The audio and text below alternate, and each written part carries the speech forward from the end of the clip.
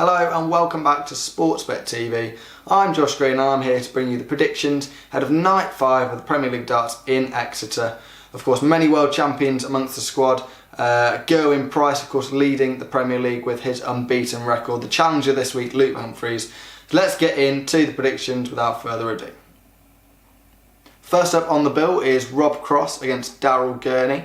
Cross is still seemingly adapting to the weight changes, lost a couple of stone in the off-season, of course. Daryl Gurney is at the moment rock bottom of the Premier League, just a point on the board for him. But he is showing some signs, starting to hit the scores a little bit more regularly now, but you've got to feel that Cross, he's putting in some decent numbers, 97, 98 averages, maybe not quite getting the results just yet, but just feel it's a matter of time for Rob Cross here. Second game, Gerwyn, of course, currently leading the Premier League. He faces Glenn Durrant, who's just a point maybe, I think, a point behind him. Durrant lost his unbeaten run last weekend. Price still unbeaten just about. This is a real toss of the coin tie. I mean, Price is playing some superb darts at the moment, but you have to feel if he lets Duzzer in, Duzzer will punish him. So I'm going for a draw in that second game of the evening.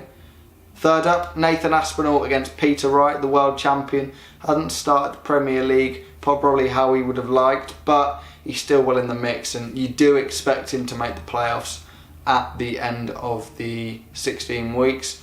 And Nathan Aspinall, should I say, has been in excellent form himself. Beat Marco van Gerwen not too long ago, had a decent run in the Belgian Darts Championship, the Euro Tour, over the weekend, making the quarterfinals, losing out to Dirk van Dijvenbode, averaged 103 in that game as well. And I'm actually going with Nathan Aspinall here. I don't think Wright's quite at the races at the moment.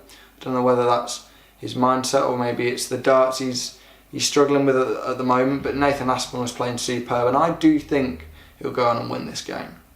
The fourth game on is Gary Anderson against the challenger Luke Humphries.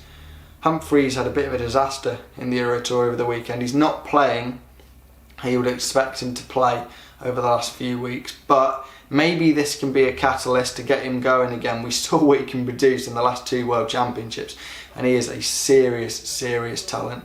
Gary Anderson getting there, back to his best, maybe just about at the moment.